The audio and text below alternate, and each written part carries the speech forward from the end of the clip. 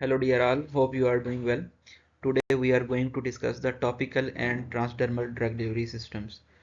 और ट्रांसडर्मल और topical drug delivery systems में जो पहली हमारी फार्मूलेशन जिसके बारे में हम डिस्कस करेंगे दैट इज़ द आइनमेंट।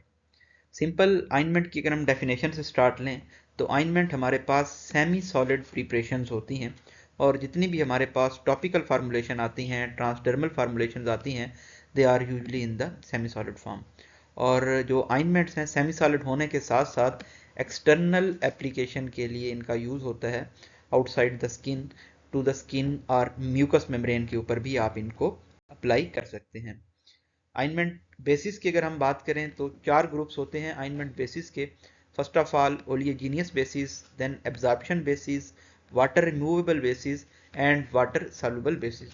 तो यहाँ पे एक डिफरेंस आपने याद रखना है स्पेसिफिकली कि यहाँ पे हम बात कर रहे हैं आइनमेंट बेसिस की। अगर आपसे आइनमेंट्स की टाइप पूछी जाए तो that will be the different story. उसमें आपने बताना है कि आइनमेंट को हम क्लासिफाई कर सकते हैं on the basis of therapeutic use like the anti-inflammatory ointments, antibiotic ointments and many others. So यहाँ पे अगर आपने याद रखना है हमेशा कि यहाँ पे बात हो रही है ointment basis की। So let's start from the first base that is the oleaginous base. इसको हम हाइड्रोकार्बन बेस का नाम भी दे सकते हैं और इनको वॉश करना काफ़ी ज़्यादा मुश्किल होता है क्योंकि इनमें जो ऑयल कंटेंट होता है वो काफ़ी ज़्यादा होता है। अगर आप इसमें एग्जांपल्स याद रखना चाहें तो बड़ी सिंपल सी एग्जांपल्स हैं petrolatum, white petrolatum and apart from that yellow ointment are examples of hydrocarbon ointment bases. अगर आपने किसी पाउडर सब्सटेंस को इनकॉर्पोरेट करना हो हाइड्रोकार्बन बेस के अंदर तो उसके लिए सबसे जो बेहतरीन चीज़ रहेगी वो लिक्विड पेट्रोलेटम या मिनरल ऑयल होगा जिसको आप नेविगेटिंग एजेंट के तौर पे इस्तेमाल करते हैं। पेट्रोलेटम को येलो पेट्रोलेटम भी कहा जाता है या फिर पेट्रोलियम जेली कहा जाता है और कमर्शियल अगर आप देखें तो इसे आप वेजलीन भी कह सकते हैं। देन अगर हम एब्जॉर्प्शन बेसिस की बात करें तो दो तरह की हमारे पास एब्जॉर्प्शन बेसिस होती हैं। फर्स्ट ऑफ ऑल एक आपने बात याद रखना है कि ये दोनों वाटर इन ऑयल इमल्शंस ही हैं। In water in oil emulsions में एक ऐसी टाइप है जो कि परमिट करेगी इनकॉर्पोरेशन ऑफ एक्वस सॉल्यूशंस को, जिसकी वजह से ज़ाहिर बात है जब एक्वस सॉल्यूशंस आप इनकॉर्पोरेट करेंगे तो ये वाटर इन ऑयल इमल्शन बनेगा।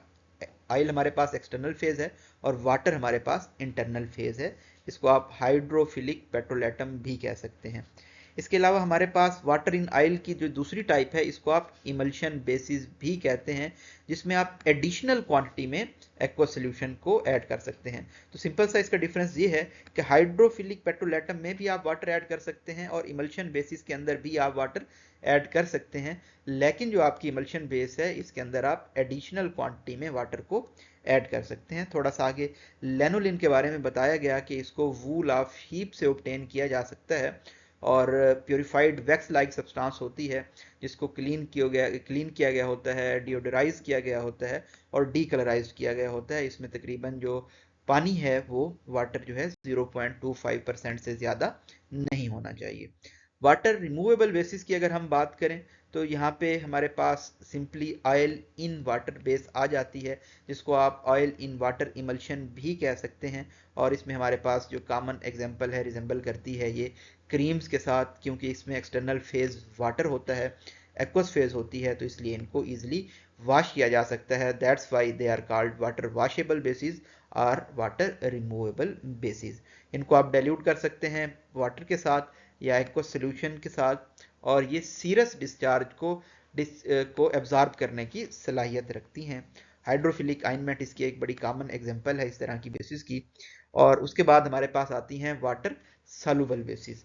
वाटर सॉल्युबल बेसिस में ओलियोजीनियस कंपाउंड्स नहीं होते और इनको भी आप कंप्लीटली वाटर के साथ वॉश कर सकते हैं।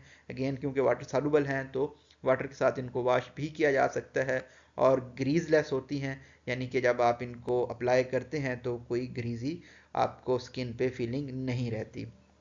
सॉलिड सब्सटेंसेस को इनकॉर्पोरेट करने के लिए इनका इस्तेमाल किया जा सकता है और इसकी एक सिंपल एग्जांपल है हमारे पास पॉली इथाइलिन ग्लाइकोल आइनमेंट और एनएफ से मुराद होता है नेशनल फार्मूलरी में जो इसका बताया गया है is the prototype example of water soluble base.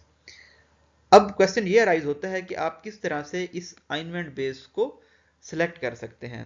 तो इनको सिलेक्ट करने के लिए फर्स्ट ऑफ ऑल आप देखेंगे कि आपको कौन सी रिलीज रेट डिज़ायर्ड है। क्या आप सस्टेन्ड रिलीज चाहते हैं, कंट्रोल्ड रिलीज चाहते हैं, इमीडिएट रिलीज चाहते हैं, किस बर्स्ट रिलीज चाहते हैं, किस तरह का आपको रिलीज डिज़ायर्ड है अपनी फार्मूलेशन से, उसकी बेसिस पे आप जो है सिलेक्ट कर सकते हैं एप्रोप्रिएट बेस।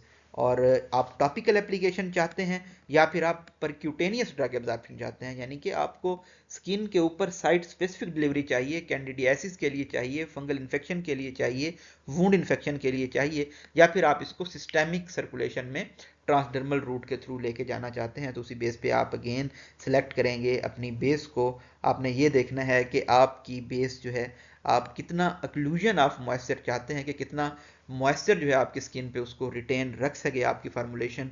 और सबसे अहम बात कि कौन सी ऐसी आइनमेंट बेस होगी जिसके अंदर आपकी जो ड्रग है वो स्टेबल भी रहे। और इफेक्ट अगर आप चाहते हैं कोई खासकर ड्रग के साथ, तो इसके लिए भी आप अगेन आइनमेंट बेस को बड़ा एहतियात के साथ चूज़ करेंगे। और desire for base easily removed by washing with water, अगर आप चाहते हैं कि पानी के साथ इजीली रिमूव हो जाए, देन अगेन आप ओलिजीनियस नहीं सिलेक्ट करेंगे, बल्कि water washable, water removable basis का आप यूज़ करेंगे, वाटर सॉल्युबल बेसिस का आप यूज़ करेंगे। Characteristics of surfaces to which it is applied, तो आपने उन सरफेसिस का भी ख्याल रखना है कि आप इसको कौन सी सरफेस के ऊपर बॉडी पे अप्लाई करना चाह रहे हैं, उसके मुताबिक भी आप एक एप्रोप्रिएट बेस का इंतखाब कर सकते हैं। बनाने के दो सिंपल तरीके हैं, एक तरीके को हम कहते हैं इनकॉर्पोरेशन मेथड, जबकि दूसरा तरीका हमारे पास फ्यूजन मेथड कहलाता है। इनकॉर्पोरेशन मेथड में सिंपल आप नेविगेटिंग एजेंट्स का इस्तेमाल करते हैं और इसमें आप इनकॉर्पोरेट कर देते हैं अपने सॉलिड जो भी आपका कंपोनेंट हो उसको अपनी ड्रग के अंदर। जबकि फ्यूजन मेथड में हम हीटिंग करते हैं और हीटिंग के थ्रू हम जो है कंपोनेंट्स को आपस में डिजॉल्व कर रहे होते हैं। तो इसके प्रिपरेशन के दो इंतहाई सिंपल से मेथड हैं। कंपेंडियल रिक्वायरमेंट्स की अगर हम बात करें कि किस तरह की हमारी अलाइनमेंट होनी चाहिए, तो फर्स्ट ऑफ ऑल इसमें जो माइक्रोबियल कंटेंट है उसको आपने देखना है। स्टैंडर्ड्स के मुताबिक मिनिमल से मिनिमल माइक्रोबियल कंटेंट होना चाहिए या बिल्कुल माइक्रोब्स नहीं होने चाहिए इसके अंदर। मिनिमम फिल को भी देखना है कि अगर आप ट्यूब का इस्तेमाल करते हैं तो उसके अंदर आपने कितना इसको फिल करना है। पैकेजिंग, स्टोरेज एंड लेबलिंग के हवाले से भी आपने तमाम रिक्वायरमेंट्स को पूरा करना है, या इसके अलावा अगर और कोई रिक्वायरमेंट्स हैं तो उनको भी आपने देखना है, ताकि कंपेंडियल रिक्वायरमेंट्स को पूरा किया जा सके और फार्मूलेशन को क्वालिटी कंट्रोल टेस्ट के जो मरला है उसमें कोई हर्डल फेस ना करना पड़े। That was all about the alignment in the part 1। Part 2 में हम creams, pastes, plasters, poultice, lotion और लिनीमेंट्स के बारे में स्टडी करेंगे। Thank you so much. अल्लाह हाफिज़।